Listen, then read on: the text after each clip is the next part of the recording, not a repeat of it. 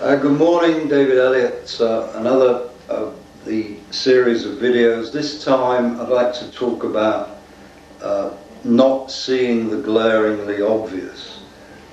This can apply within businesses, but also in other situations, and in fact the other situations gives a very, very good example of how people appear to be missing a trick.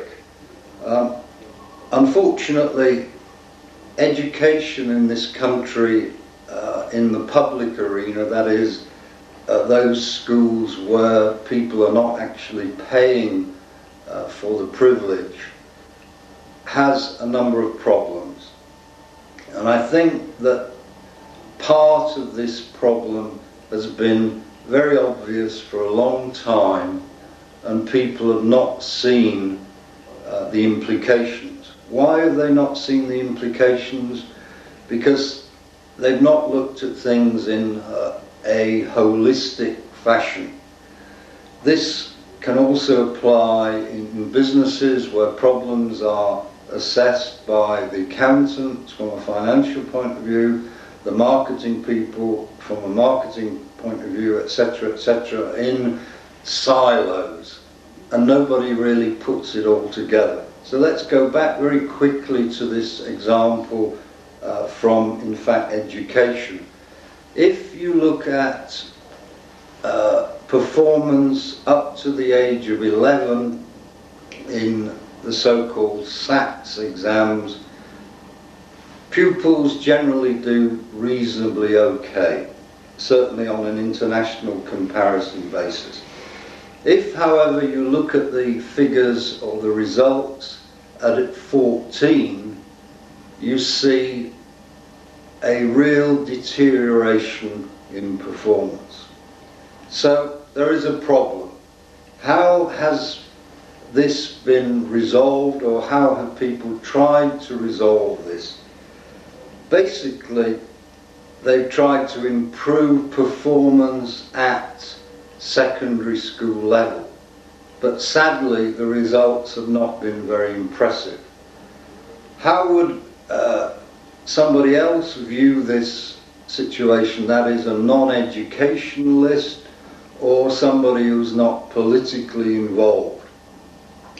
What perhaps needs to be done is to analyse what happens between the age of 11 and 14. And I think the evidence is very, very clear that schools up to the age of 11 are very cosy neighbourhood environments. The schools often cater for kids who can walk to school, or at least can be walked to school. The atmosphere is friendly, the children feel comfortable.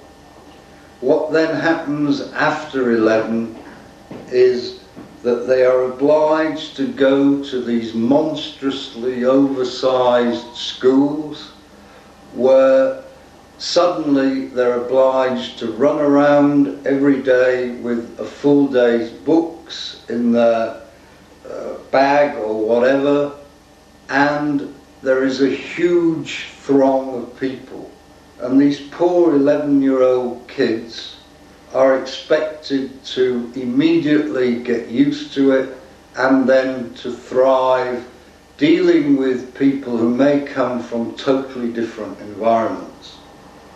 My suspicion is that the schools are too big, that the deterioration in performance is simply the result of children being unable to adapt to their new environment. The answer would be to have smaller schools and not waste as much money as the government has been doing on academies and such like, which don't solve the problem. So then the glaringly obvious has been missed. Nobody has looked at it in a holistic fashion. If we move more to the business arena, often why things are going wrong are are in the numbers, they're in the statistics, they're in the things that are on everybody's computer, but nobody's looking at it in a holistic fashion. Nobody is really assessing what is available information. So how can this be avoided? First of all, I think that there should always be somebody looking at things who is away from the mainstream, who is away from the day-to-day, fighting fires, looking at things from an immediacy point of view. Have somebody come in and look from a helicopter perspective. Take an overview and review the situation. Look under the proverbial bedclothes for the problem, because people get too committed to the status quo and they're unable to see the wood from the trees. I think that this example is interesting, and I hope that I'll be able to talk to some of you on a one-to-one basis on how this might impact on your business. Thank you very much.